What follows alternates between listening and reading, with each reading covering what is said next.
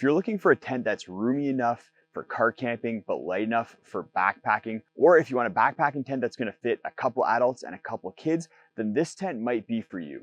The REI Half Dome SL is a very versatile tent, but that versatility comes with some trade-offs. So today we're gonna look at everything that's good and bad about the REI Half Dome 3 Plus to see whether it's the do everything tent for you, or if you're better off getting a dedicated backpacking tent and a dedicated car camping tent. Starting with what's good, this tent is very well priced at $380.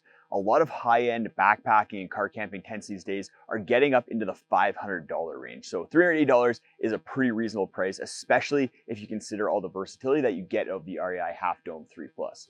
This tent is also really easy to use. If anyone's familiar with tents out there, you're gonna be able to set this up no problem. It just has the classic structure of an inner mesh part, and then you have pole structure is that it's all color coded, as well it's all in one kind of assembly. So you just have one hubbed pole structure that is really easy to put together and then attach to that inner and then put the fly over top. There's a lot of features with the Half Dome SL as well. What I really like is you have two massive vents here. This is fewer vents than on the previous version of this tent, but they chopped a lot of weight off this one. We'll get into weight in a second here. You also have two massive vestibules and two doors, so it's easy to get in and out of the tent, especially if you have multiple people inside there. And then you have a couple pockets kind of throughout the tent as well. The tent is very sustainable. It's made with blue sign materials, and then all of the mesh is solution dyed, which uses a lot less dye and water in order to introduce color to that mesh, as well as I'm pretty sure the fly as well is solution dyed.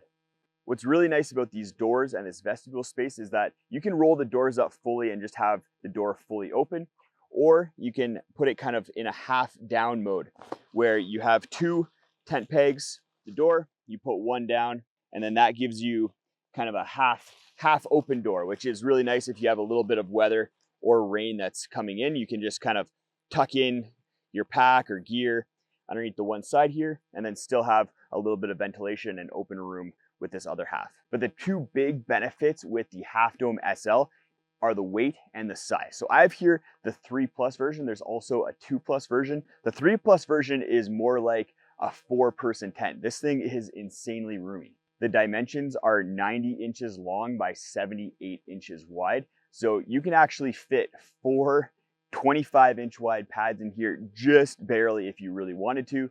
But if you're going with like 2 adults and a couple kids or a couple dogs, then you can easily fit 2 wide pads and then 2 children pads in there. It's not the tallest tent. It's only 44 inches tall at the peak here, which may not be ideal for a lot of car campers out there, but it's one of the trade-offs that you need to make if you want to save a lot of weight. And this tent does not weigh a lot. It only weighs 2,200 kilograms, the 3 Plus version that I have right here.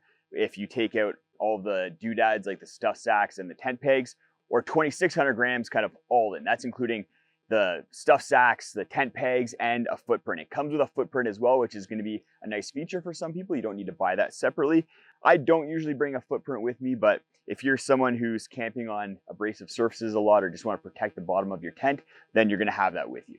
That size to weight ratio is pretty crazy. If you wanted to use the 3 Plus version as a 3-person tent for 3 adults, then you're still gonna have a lot of space in there. 3 25-inch wide pads are gonna fit no problem, and everyone's gonna have enough shoulder room in there to move around. But then you split that weight up and you're only carrying about 700 grams each, which is the weight of some of the ultralight trekking pole tents out there. Like I said, there are some bad things about this tent, but before we get into that, it's time for the Pack Wizard comparables, and it's an easy one for this tent. There's not really any comparables out there. Any tent that is this size weighs quite a bit more. You're not really getting anything in this weight range that's also this size. I'll have links to Pack Wizard as well as where you can check out the REI Half Dome at the REI website at links in the description. Getting into what's bad about this tent, I'm gonna start off with the fly material. So it's made with a 40 denier ripstop nylon.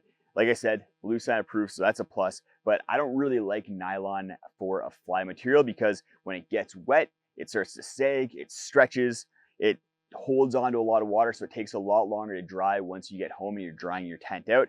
It's just not my favorite tent material. I'd rather see polyester for this kind of tent.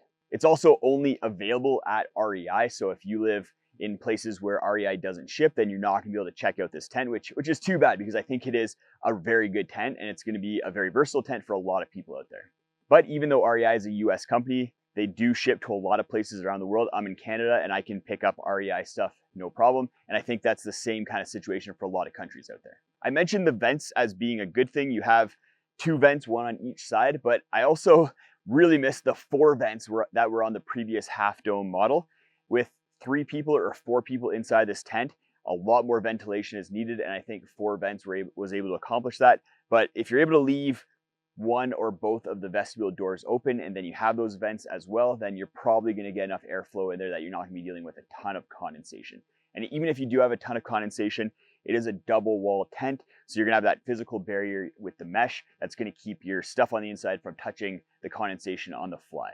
The pack size is also pretty ridiculous. That's another negative with this. If I take out the tent poles from the stuff sack and then really squish the tent down, I can get it pretty compact, but nylon's not the most compact material. So you're never gonna get it really tiny, and you're probably gonna have to always keep the tent poles outside of the tent kind of stuff sack body if you're going to be taking this on a backpacking trip. And while the tent is very lightweight, if you want to fully stake it out, then you're going to be using a lot of stakes. I counted 1, 2, 3, 4, 5, 6, 7, 8, 9, 10 tent stake locations if you want to fully stake it out, and that's not including the guy out points as well. It is going to keep it really locked down if it's windy, because you do have those 2 stakes for the doors, 1 for each corner, and then 1 on either end, just kind of pull the fly a little bit out from the inner, which is nice, but those stakes add up to be a lot of weight. Go check out this video if you want to see my backpacking tents awards. I give out a bunch of different awards for categories like ultralight, budget friendly, and the Half Dome SL also wins one of those categories. So check out that video and you can see the tent in there and why I think it's one of the best tents on the market.